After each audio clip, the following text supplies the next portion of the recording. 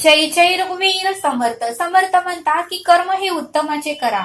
समर्थांनी कर्मावर जोर दिलेला आहे. कारण का तर आपण जसे कर्म करू तसं परत फिरून ते आपल्याकडेच येतं असं समर्थ आपल्याला ते सांगतात.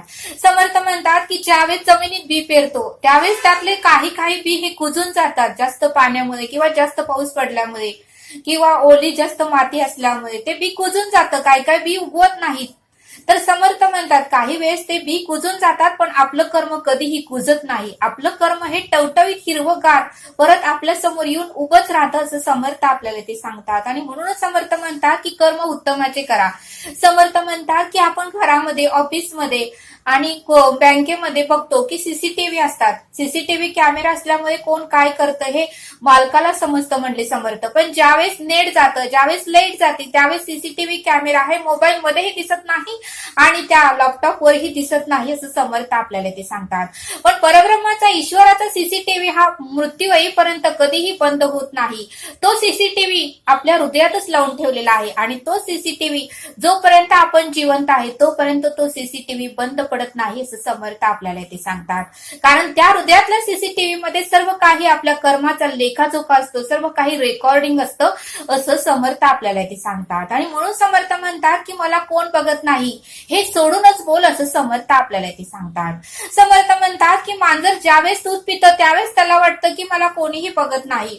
पण ज्यावेळेस मांजराच्या पाठीवर एक लाकूड बसतं, एक मारलं जातं मांजराच्या पाठीला, त्यावेळेस मांजराला कळतं की हा मला चोरून दूध पिताना कोणीतरी बघितलंय आणि त्यामुळेच मला याची शिक्षा मिळाली. बघा म्हटले समर्थ. तसंच आपण मांजरासारखे कर्म करतो. आपल्याला वाटतं की मला कोणीही बघत नाही पण परमेश्वराची लाठी ज्यावेळेस आपल्या पाठीवर पडते त्यावेळेस मात्र खूप आपल्याला त्रास होतो, खूप आपल्याला दुःख होतं आणि आपल्या डोळ्यातून अश्रू येतात असं समर्थ आपल्याला ते सांगतात. आणि म्हणून समर्थ म्हणतात की कर्म हे अत्यंत चोख आणि व्यवस्थित आणि उत्तमाचे करा की जेणेकरून ते करताना आपल्याला पुढे जाऊन त्रास होणार नाही असं समर्थ आपल्याला ते सांगतात. आणि ते समजावून सांगण्यासाठी समर्थ आपल्याला एक बोध सांगतात. समर्थ म्हणतात की एका मोठ्या कंपनीमध्ये मॅनेजरची छोटीशी चूक झाली होती म्हणून मॅनेजरला ते साहेब त्याचे सर खूप रागवले, खूप भडकले. त्यावेळेस मॅनेजर ही गप्प बसला. का तर मी काहीतरी उलट बोललो तर सर मला नोकरीवरून काढतील. आणि मग मात्र मॅनेजरने सर्व काही प्रकार पाहिला, सर्व काही ऐकलं आणि तो केबिन मधून बाहेर आला. बाहेर आल्यानंतर त्या मॅनेजरलाही सरांचा राग आला होता. पण आता राग तर कोणावर काढायचं म्हणून मॅनेजरने जे काही 50 स्टाफ बाहेर होते त्या सर्वांवर राग काढला. बाहेरच्या स्टाफ मेंबरलाही मॅनेजरचा राग आला की हा विनाकारण आमच्यावर का रागवला, आमचीही चूक नव्हती तरी हा का रागवला. तरी पण बाहेरचे 50 स्टाफ म्हणाले की ह्याला जर काही बोललं तर हा आपल्याला कामावरून काढेल. म्हणून ते 50 स्टाफ ही गप्प बसले. आणि नंतर मात्र ज्यावेळेस कंपनी सुटली म्हणजे ज्यावेळेस जायचा टाइम झाला संध्याकाळी त्यावेळेस सगळेजण बाहेर पडले.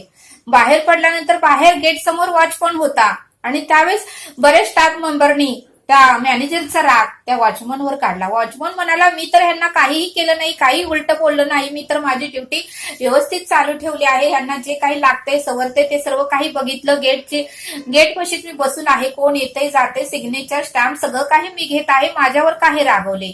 म्हणून वॉचमन ही रागाला गेला. मग वॉचमन ही सर्व काही बंद करून सर्व काही क्लोज करून आपल्या घरी निघून गेला. वॉचमनलाही डोक्यामध्ये राग होता की विनाकारण मला स्टाफ लोकांनी बोललं. त्यावेळेस वॉचमनच्या मनात ही राग होता आणि वॉचमन घरी गेला. बायकोनी सुंदर असा स्वयंपाक बनवला होता. त्या वॉचमनला त्याच्या बायकोनी जेवायला वाढलं. तरीही वॉचमन व्यवस्थित जेवल का नाही, वॉचमननी सगळा राग आपल्या बायकोवर काढला की तुला काही जेवण सुद्धा करता येत नाही, भाजी व्यवस्थित नाही, भाजीमध्ये मीठ जास्त घातलं आहे, तू पोळ्या अशा बनवल्या, बरंच काही त्याला बोलले. त्यावेळेस बायको म्हणाले मी दिवस रात्र राबते यांच्यासाठी, मी मुलांची काळजी घेते, त्यांना शाळेला सोडवते, घराचे काही काम आहे ते सर्व काही करते आणि ह्यांनी मात्र विनाकारण माझ्यावर का राग काढला. सर्व काही जेवण व्यवस्थित झालं, मुलांनीही व्यवस्थित जेवलं आणि मलाही हे जेवण व्यवस्थित वाटलं तरी ह्यांनी का माझ्यावर राग काढला. म्हणून बायकोच्याही मनात राग आला की मला विनाकारण हे का रागवले.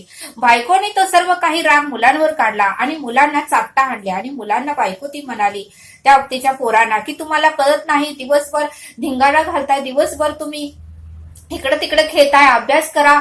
आणि त्या मुलांना त्यांनी 2-2 चापटा त्या बायकोने वॉचमनच्या मारलं. त्यावेळेस मुलांना राग आला की आई कधी आमच्यावर रागवत नाही, आई उलटा अभ्यास झाला की खेळा म्हणते, आमचा पूर्ण अभ्यास झालाय आणि म्हणूनच आम्ही खेळत होतो, आईने आमच्यावर राग का काढला. त्यावेळेस मुलांनाही राग आला आणि मुलं ही घरातून बाहेर गेली.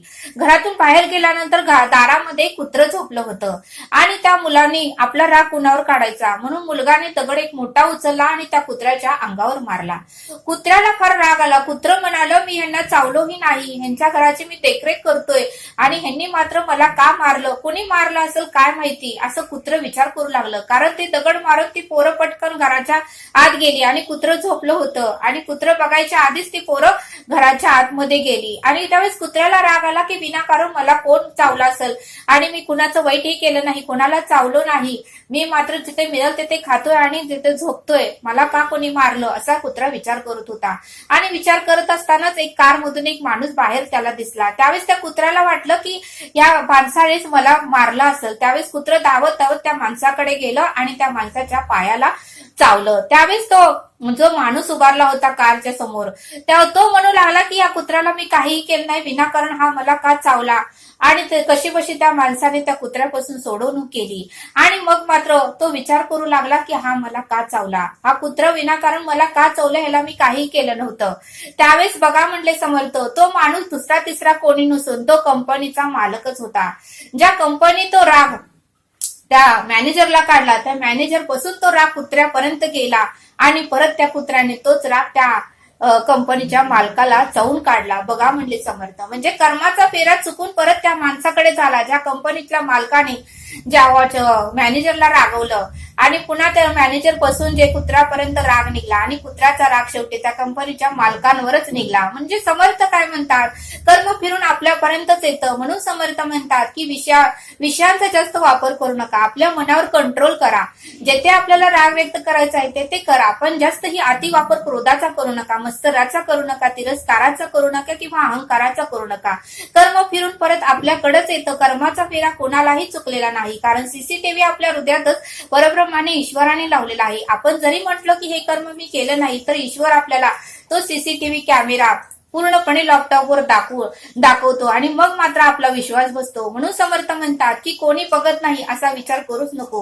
म्हणून समर्थ म्हणतात की उत्तमाचे कर्म करा, म्हणजे उत्तमाचं फळ मिळतं. आणि म्हणूनच समर्थ म्हणतात की कर्माचा फेरा चुकून आपल्यापर्यंतच येतो, म्हणून आपल्याला उत्तमाची कर्म करता आली पाहिजेत. आणि म्हणूनच समर्थांनी कर्मावर जोर दिलेला आहे, असं समर्थांनी आपल्याला ते सांगितलं.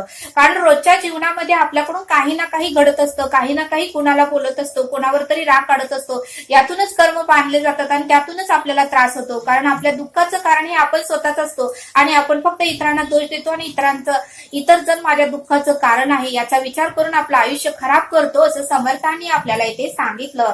म्हणून समर्थ म्हणतात की कर्म उत्तमाचे करा आणि आनंदाने आणि सुखाने, शांतीने आणि समाधानाने आपलं आयुष्य आणि आपलं जीवन जगा, असं समर्थांनी आपल्याला येथे सांगितलं. तरी आपण येथेच थांबूया. हा व्हिडिओ आवडल्यास सबस्क्राईब करा. धन्यवाद. जय सद्गुरू.